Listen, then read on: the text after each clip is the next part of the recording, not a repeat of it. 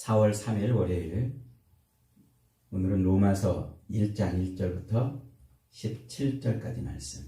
복음에 나타난 하나님의 의라는 제목으로 말씀을 나눕니다. 복음에 나타난 하나님의 의.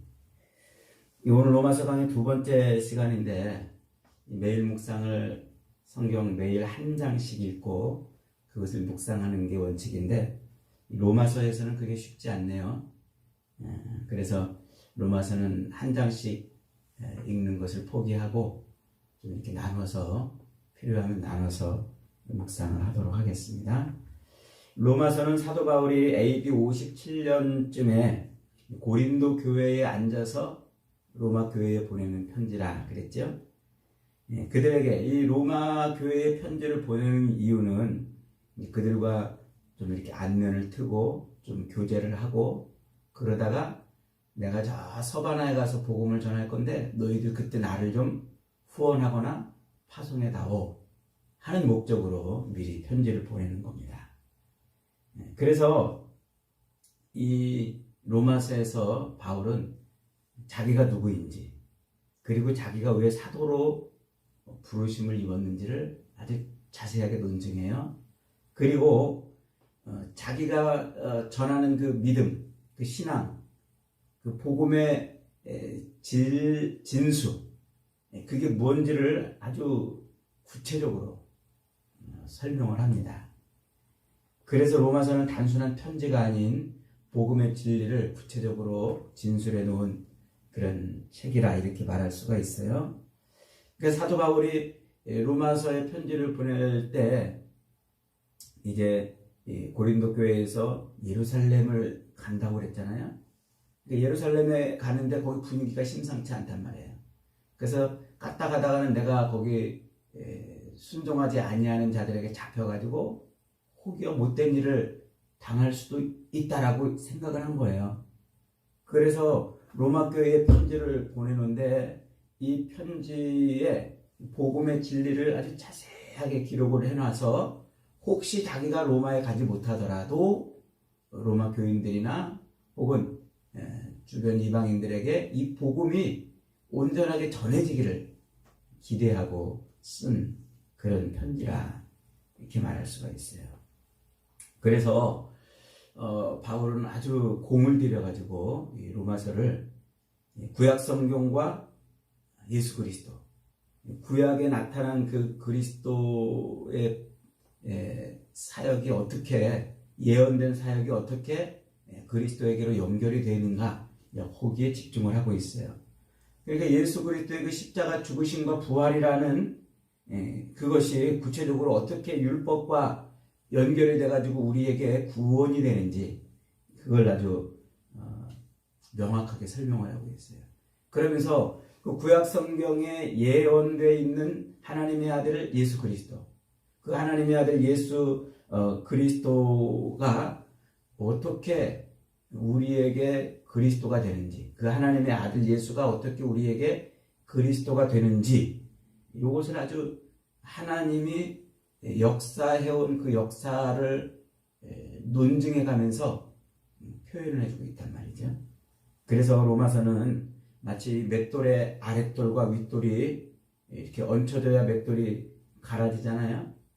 그래서 이 맷돌의 아랫돌과 윗돌을 연결해주는 그 중쇄 같은 역할을 하고, 그리고 맷돌의 윗돌을 돌리는 손잡이, 그 손잡이 역할을 해요.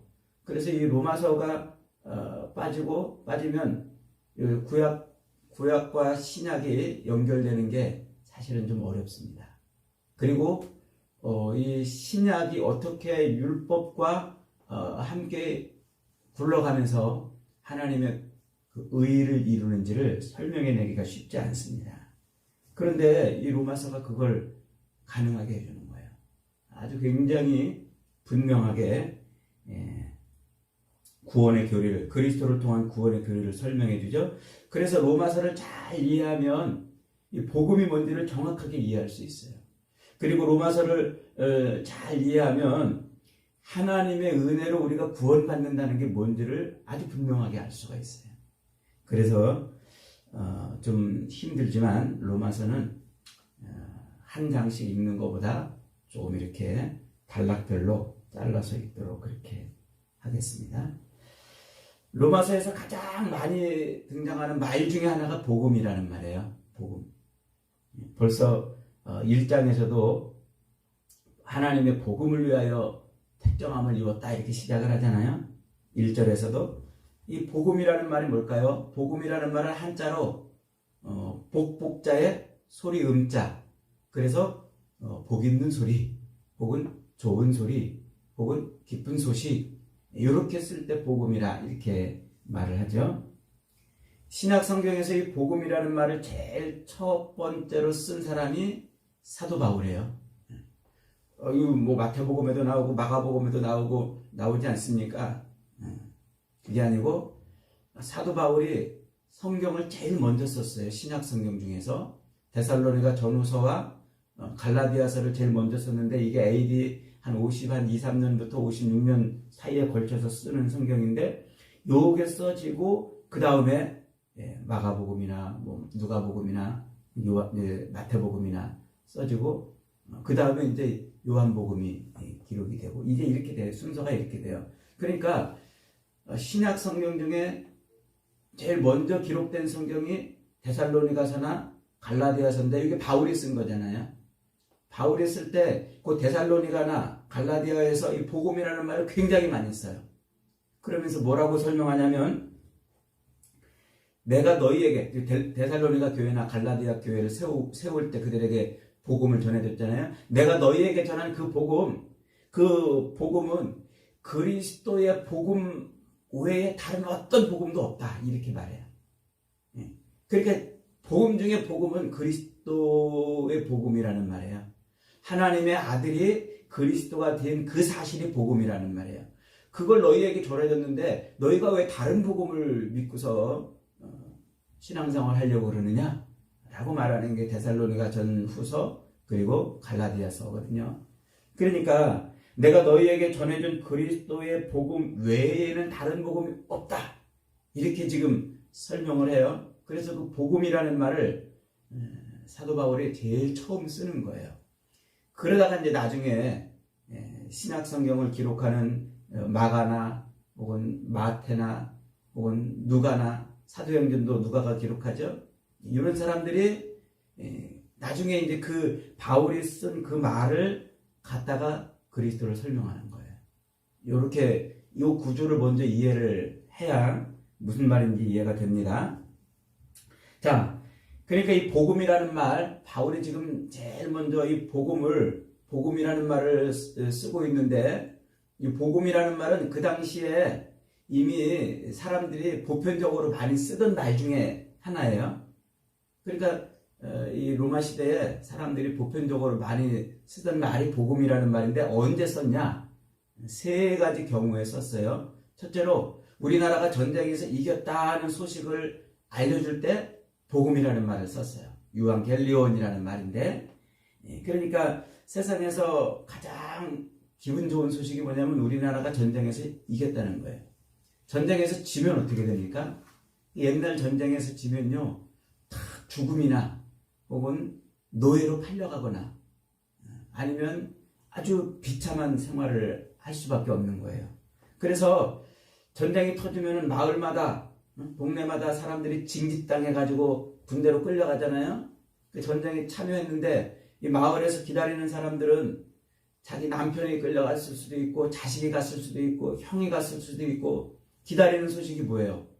우리나라가 전쟁에서 졌다는 소식은요, 그들이 다 죽었다는 말이고 우리도 그 적군한테 노예로 잡혀간다는 의미예요. 그러니까 기다리는 소식은 이겼다는 소식이에요. 그 소식이 들리면 기쁜 소식이에요. 그래서 유앙겔리온 할 때 우리가 전쟁에서 이겼다는 소식을 전하는 거예요. 얼마나 기쁘겠어요. 그래서 복음이라고 이렇게 말해요. 그래서 그 복음이 외쳐진 날, 즉 우리나라가 전쟁에서 이겼다는 소식이 외쳐진 날은 축제날로 선포하고 온 시민들이 모여서 신께 감사의 제사를 드리던 날이에요. 그러니까 이 복음이라는 말은 전쟁 용어이면서 동시에 신적인 용어였던 겁니다. 그리고 두 번째는 또 언제 썼냐면 왕이나 황제가 바뀔 때 이 유앙겔리온이라는 말로 좋은 소식이다. 우리에게 기쁜 소식이 있다. 왕이 바뀌었다. 이렇게 알렸단 말이에요. 지금도 대통령 하나 잘못 만나면 얼마나 고통스럽습니까? 그 옛날에는요, 모든 백성들이 다 왕을 위해 존재하는 것처럼 있었어요. 황제를 위해 다 존재하는 것처럼 있었어요. 죽어라 하고 세금을 내야 됐고, 어디 또 전쟁을 일으키면 또 거기에 다 징집당해야 됐고, 그래서 백성들은 잘못 이 권력의 욕망에 사로잡혀 있는 왕 하나 잘못 만나면 일생 동안 뼈가 빠지게 죽어라고 고생하는 인생을 살 수밖에 없어요. 거의 왕을 위한 종처럼 살아가는 거죠, 백성들이. 그러니까 저 왕 죽지도 않나, 저 귀신이 안 잡아나, 귀신이 안 잡아나 이런 말은 좀 그럽니다만, 그럼 어쨌든 그런 걸 기다리는 거예요. 저 왕 빨리 죽었으면 좋겠다. 그런데 어느 날 왕이 죽고 새 왕이 들어선 거예요. 그 소식이 들리는 거예요. 야, 기쁜 소식이야. 왕이 죽었대. 왕이 바뀌었대. 이게 뭐예요? 기쁜 소식이라고요. 이게 복음이라고 하는 거죠. 그래서 그때 그렇게 사람들이 보편적으로 그때 썼단 말이에요. 이 유앙겔리온이라는 말을요. 그리고 세 번째로는 이제 자기 가정에서, 자기 집안에서 대를 이을 자손이 태어난 거예요. 아들이 태어난 거예요. 그러니까 대가 끊기지 않고, 우리나라도 그렇죠. 요즘에는 남녀 구분 없이 잘 낳고 있습니다만, 옛날에는 아들만 그렇게 바랬잖아요. 그래서 아들이 태어나지 않으면 대가 끊긴다고 그래가지고 무슨 큰일이 나는 것처럼 그렇게 여겼는데 아들이 나왔어요. 그러면 그 가정이 기쁜 소식이에요, 그게. 야, 기쁜 소식이다. 좋은 소식이 있어. 우리의 대를 이을 유일한 독생자가 태어났어. 이렇게 말했단 말이에요. 그런 말. 그 말을 지금 사도 바울이 어디다 갖다 붙였다고요? 예수님에게 팍 붙여놓은 거예요. 예수님이 누구라는 겁니까? 예수님이 그 마귀와의 전쟁, 죄와의 전쟁, 죽음과의 전쟁에서 승리하신 분이다. 기쁜 소식이다. 예수님이 왕이시라는 거예요. 야, 옛날에는 우리가 마귀가 우리의 왕이었고 세상에 이런 것 저런 것들이 우리의 왕이었는데 이제는 우리 왕이 바뀌었다. 예수님이 우리의 왕이시다. 그래서 기쁜 소식이라는 거예요. 세 번째로 예수님이 하나님의 유일한 독생자, 우리의 유일한 구원자가 되신다고 그렇게 그 유앙겔리온이라는 단어를 세상에서 쓰던 말을 예수님에게 갖다 붙여서 썼단 말이죠. 그래서 예수님이 마귀와의 전쟁에서, 죄와의 전쟁에서, 죽음과의 전쟁에서 이기신 분이고, 그분이 진짜 우리의 새로운 왕이시고, 그분이 하나님의 유일한 독생자로 우리의 구원주가 되신다고 그렇게 설명하는 거예요. 그 유앙겔리온이라는 단어로, 복음이라는 단어로 예수를 설명해낸 거란 말이죠. 이게 지금 사도 바울이 말하고 싶은 복음의 핵심이에요. 그래서 오늘 본문 16절, 17절 다시 한번 봅니다. 같이 있습니다. 시작. 내가 복음을 부끄러워하지 아니하노니 이 복음은 모든 믿는 자에게 구원을 주시는 하나님의 능력이 됩니다. 먼저는 유대인에게요. 그리고 헬라인에게로다. 복음에는 하나님의 의가 나타나서 믿음으로 믿음에 이르게 하나니 기록된 바 오직 의인은 믿음으로 말미암아 살리라 함과 같으니라. 16절에 내가 복음을 부끄러워하지 아니하노니, 부끄러워하지 않는다 이 말은 원어적인 의미를 그대로 설명하면 내가 춤춘다 이 말이에요. 와, 내가 복음을 들어가지고 나 춤추고 싶다 이런 말이에요. 왜 춤추고 싶다고요? 그 복음은 모든 믿는 자에게 구원을 주시는 하나님의 능력이라. 하나님의 능력. 그러니까 그 복음, 하나님의 아들이신 예수 그리스도가 마귀와의 전쟁에서 이기셨고 우리의 왕이 되셨고 유일한 하나님의 독생자로 우리에게 오셨다는 그 사실이 곧 하나님의 능력, 우리를 구원하시는 하나님의 능력이 거기에 담겨 있기 때문에 그렇다는 거예요. 그래서 복음이 들릴 때 자기 춤추고 싶다는 거예요. 17절. 이 복음에는 뭐가 나타났다고요? 복음에는 하나님의 의가 나타나서 믿음으로 믿음에 이르게 한다 그래요. 복음에는 하나님의 의가 나타났다고 하는데, 이 하나님의 의라는 말은 디카이오 슌의 데우라고 이렇게 헬라어로 설명을 하는데, 이제 이 디카이오슈네는 의, 혹은 정직함, 거룩함, 죄가 없음, 이런 것을 설명하는 단어입니다. 그런데 하나님의 의 그럴 때 하나님은 정직하신 분, 하나님은 죄가 없으신 분, 하나님은 의로우신 분, 이 정도를 말하는 말이 아니고 요거는 굉장히 중요한 관용어구입니다. 이 디카이오슈네 하나님의 의라는 말은 의로우신 하나님, 죄가 없고 정직하신 그런 의로우신 하나님이 자기가 말한 그 언약을 이루기 위해서 스스로 행하신 그 일, 그걸 나타낼 때 하나님의 의라고 이렇게 표현해요.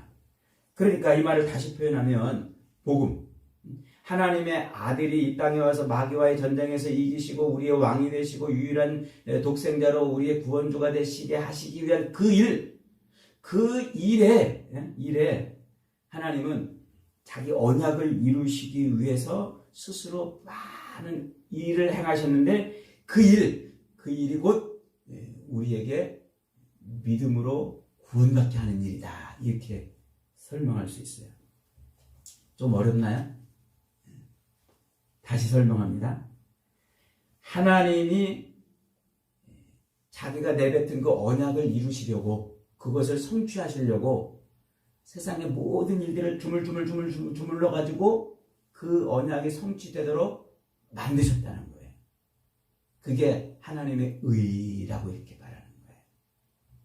그러니까 세상 되어지는 그런 모든 일들이 어쩌다가 이루어지는 게 아니고 우연히 벌어지는 게 아니고 하나님이 뭘 하시려고, 하나님이 언약하신, 약속하신 그 약속을 이루시려고 주물러 가신다는 거예요. 그게 하나님의 의라 이렇게 말하는 건데, 그걸 다른 말로 하나님의 경륜 이렇게 표현해요. 하나님의 경륜. 그러니까 이 복음에는 뭐가 담겨 있다고요? 하나님의 경륜이 담겨 있다고요. 그러니까 구약 성경에 약속된 하나님의 언약이, 그 언약을 이루시기 위해서 하나님이 어떻게 하셨다고요? 의로우신 하나님이 지금껏 일해 오셨다, 이 말이에요. 이게 복음에 나타난 하나님의 의, 복음에 나타난 하나님의 경륜이라는 말이에요. 경륜이라는 말은 그 사이클 타는 거 경륜이 아니고 세상을 다스리는 데 필요한 경험이나 능력을 의미해요, 사전적으로. 근데 이 말은 우리가 주로 언제 씁니까? 오랜 경험이나 또 능력이 축적된 어떤 상태를 표현하는 거죠. 예를 들면 이제 이런 거예요. 이제 막 대학교를 졸업한 학교 선생님한테 저 선생님은 경륜에 있는 선생님이야, 이렇게 말하지 않죠. 한 20, 30년 애들을 가르친 선생님이나 경륜이 있는 선생님이라고 말해요. 그 이준석 정치인이 국민의힘 당대표가 됐을 때 그를 저 경륜이 있는 정치인이야, 이렇게 말 안 해요. 오랜 정치 경험이 있는 사람이 경륜에 있는 정치인이다, 그러는데요. 또 정치를 했어도 뭔가 뚜렷한 업적을 남기지 않고 그냥 잠깐 했다가 끝나는 그런 사람을 경륜에 있는 정치인이라고 안 그래요. 그 정치를 통해서 뭔가 아주 의미 있는 결과들을 만들어낸 정치인을 경륜에 있는 정치인이라고 이렇게 말한단 말이에요. 그러니까 경륜이라는 말은 한마디로 오랜 시간 동안 자기가 목적한 바를 이루기 위해서 발휘하는 탁월한 능력, 이것을 경륜이라고 말해요. 그러니까 하나님의 경륜이라고 한다면 하나님께서 인간을 구원하시기 위해서 영원 전부터 작정하시고 계획하신 그 구원을 성취하기 위해서 역사 속에서 일해오신 하나님의 모든 일, 이것을 하나님의 경륜이라 이렇게 말한단 말이에요. 그러니까 하나님은 세상을 창조하시고 이렇게 팔짱을 끼고 이러고 잘 돌아가고 있나? 누가 나쁜 짓 하고 있나? 이렇게 쳐다만 보시는 분이 아니고 그 세상을 만들어 놓고 죄로 썩어진 그 세상을 구원하시기 위해서 하나님이 적극적으로 개입하셔서 하나님이 그 세상 역사를 돌리고 계시는 거란 말이에요. 그러니까 지금 세상에서 벌어지고 있는 이런 모든 일들이 저 일이 어쩌다 일어나는 것 같고 우연히 벌어지는 것처럼 보이지만 사도 바울이 볼 때 그 세상에서 벌어지는 그런 모든 일들은 다 하나님이 지금 보이지 않는 손으로 주물주물 주물러 가고 계시다는 거예요. 왜? 언약을 이루시려고. 언약을. 그 언약을 이루시려고 주물주물 하나님이 사건도 일으키시고 사람도 세우시고 그래서 퍼즐 조각 맞춰가듯이 그런 일들이 벌어지도록 그렇게 만들어 가신다. 그래서 하나님의 그 언약을 이루신다는 거예요. 그 언약의 가장 중요한 핵심이 뭐냐면 하나님의 아들이 이 땅에 와서 우리를 구원하신다는 거예요. 그걸 이루시려고 하나님이 세상 모든 역사를 지금 굴려가고 계시다. 범사를 하나님이 그렇게 섭리해 가신다. 이런 거예요. 그러니까 그 하나님의 섭리는 우리 개인뿐만 아니라 하나님의 작정하신 일이 세상에서 벌어지도록 세상의 모든 역사와 자연과 그리고 모든 인생들을 다 포함하는 거예요. 한마디로 이 세상을 지금 누가 굴리고 있다? 이 세상을 지금 하나님이 굴리고 있다는 거예요. 그래서 이 복음의 핵심이 뭐냐면 그게 예수 그리스도란 말이에요. 지금 2절에 보세요. 2절.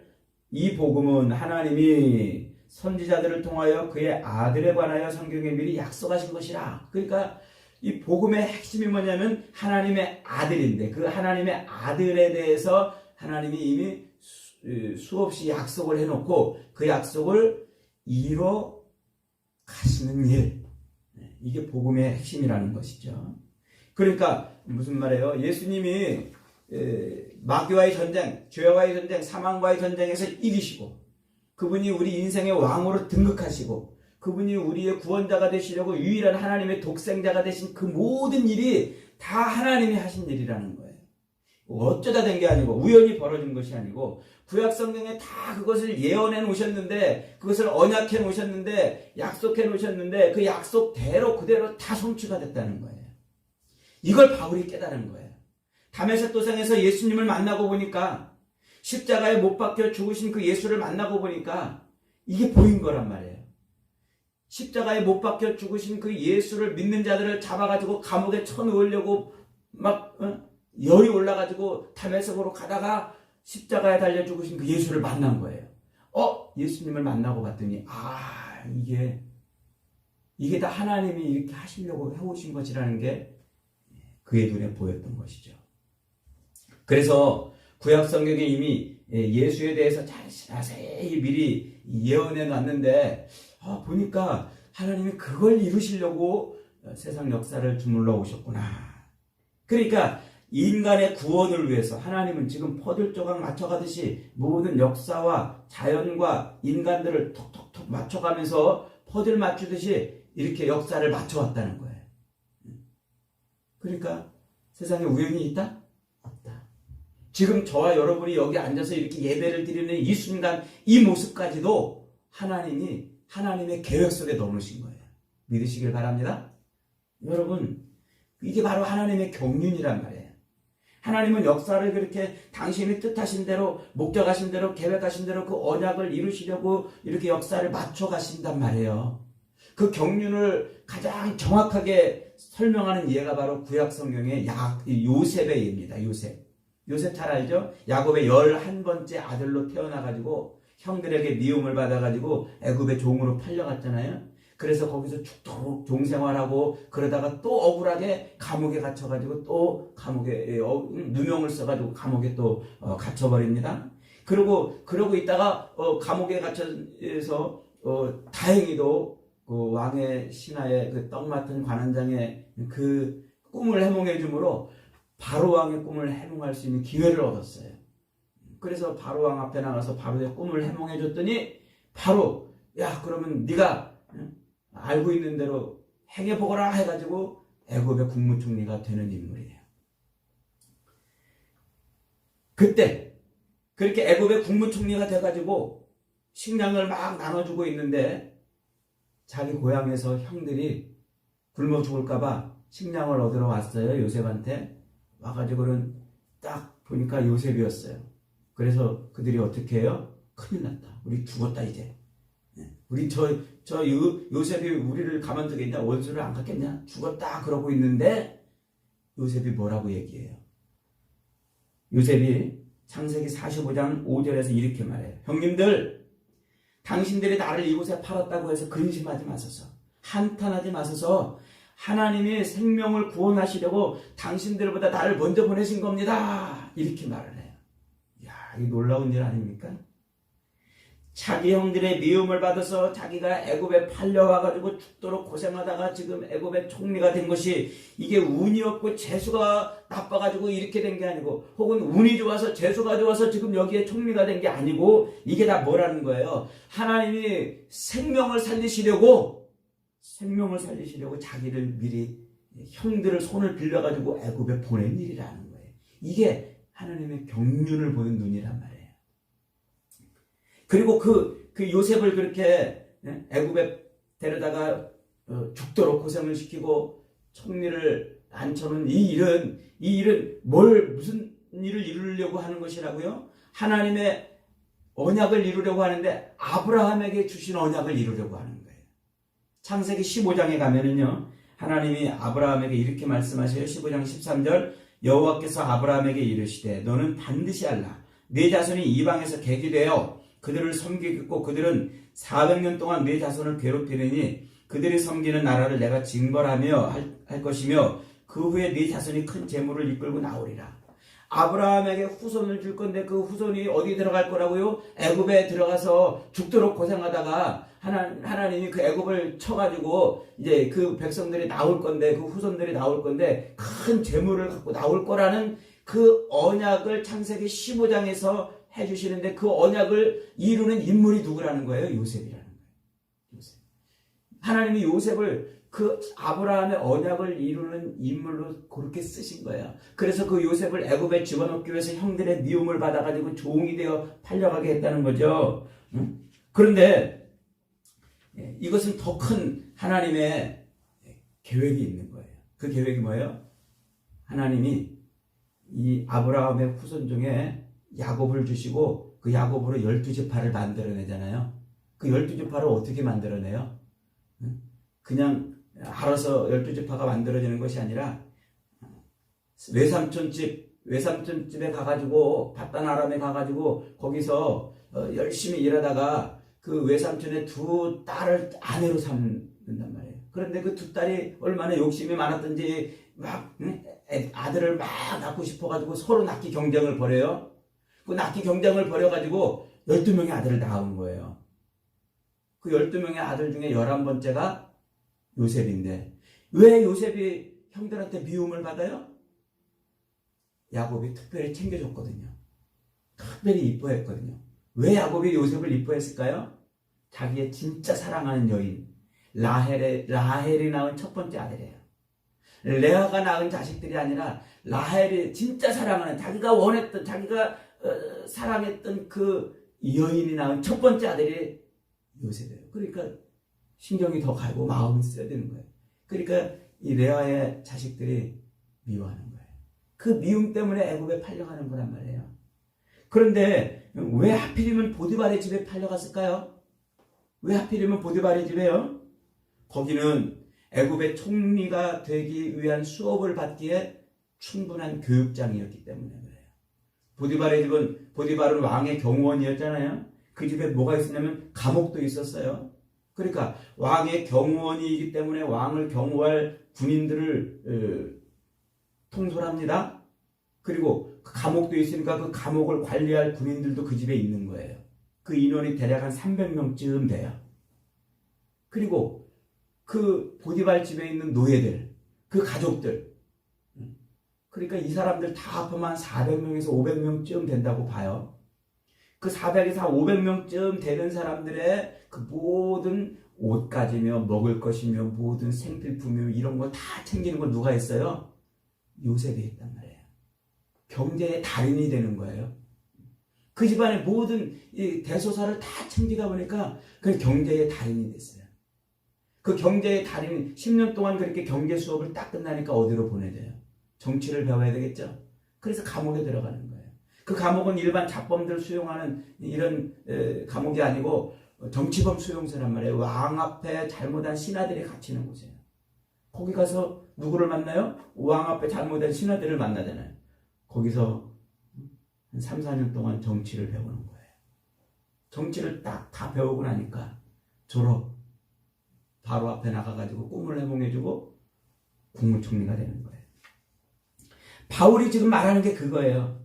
그렇게 세상에 우연처럼 보이고 어떤 사람은 재수가 없어서 저런 일을 당하는 것 같고 어떤 사람은 운이 좋아서 저런 일을 당하는 것 같은데 보니까 그게 다 하나님이 언약을 이루시려고 퍼즐 조각 맞춰가듯이 이렇게 움직이고 저렇게 움직이고 이렇게 움직여가지고 맞춰가신 일이라는 거예요. 이게 다 하나님의 작전이었다는 거예요. 뭘 하려고? 그 언약을 이루어서 하나님의 구원을 이루시려고 하나님의 아들을 이 땅에 보내셔서 그 아들을 십자가에 못 박아 죽이시고 그 죽이신 것을 통해서 세상을 구원하시려는 그 하나님의 구원을 이루시려고 하나님이 그렇게 만들어 가시는 작전, 그것을 섭리라는 말로 표현하는 거예요. 섭리. 그래서 사도 바울이 십자가에 매달려 죽으신 그 예수를 믿는 예수쟁이들을 잡아가지고 옥에 쳐놓고 싶어가지고 막 분기 탱천해가지고 다메섹으로 가다가 그 예수를 만난 거예요. 그 예수를 딱 만나고 보니까 아하 이게 구약 성경에 예언되어 있던 그 모든 그 일이 이 예수님 십자가에 달려 죽으셨다 부활하시는 이 일을 완성하려고 하나님이 그렇게 만들어 오신 섭리고 작전이었구나. 이게 하나님의 경륜이고 하나님의 의구나. 여기에 목숨을 거는 거예요. 그 예수를 발견한 거예요. 사단과의 전쟁, 죄와의 전쟁, 죽음과의 전쟁에서 승리하신 예수를 발견한 거예요.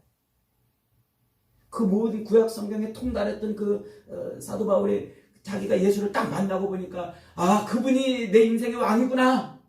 내 인생의 주인이구나 하는 걸 발견한 거예요. 그분이 진짜 하나님의 독생자 우리의 구원주구나. 그분 앞에 털푸덕 무릎 꿇을 수밖에 없었어요. 그걸 발견하니까 자기 모든 삶을 거기다 다 올인할 수밖에 없었던 거죠. 이게 바울이 발견한 예수 그리스도이고 복음의 핵심입니다. 여러분, 이 예수 그리스도를 발견하는 게 믿음이에요. 이 믿음이 우리를 구원에 이르게 하는 겁니다. 여러분이 믿고 있는 예수는 지금 누군가요? 여러분들이 지금 믿고 있는 예수는 누굽니까? 세상 사람들이 자기 신 앞에 나가서 비나이다 먹을 것 마실 것 입을 것 구하는 세상의 수많은 우상들 중에 하나입니까? 아니면 진짜 마귀를 이기고 우리 인생의 왕으로 등극하신 유일한 구원자 예수입니까? 저와 여러분이 믿고 있는 예수는 세상에 있는 수많은 우상들 중에 한 분이 아니십니다. 그분은 진짜 하나님이 이미 오래전부터 공들여서 만들어 오신 언약을 이루시기 위해서 하나님이 공들여 만들어 오신 우리의 유일한 복음인 줄 믿으시기 바랍니다. 그 복음 때문에 우리가 기뻐하고 춤출 수 있는 것이고 그 예수를 우리가 만나면 구원을 얻는 것입니다. 저와 여러분이 그 예수를 만날 수 있기를 바랍니다. 그분이 우리의 구원자이시기 때문에 우리의 삶을 책임지시고 우리의 삶에 은혜를 주시는 겁니다. 그 놀라운 은혜와 복을 받아 누려 오늘도 그렇게 우리 주님께 올인하며 사는 저와 여러분이 되시기를 주님의 이름으로 축복합니다.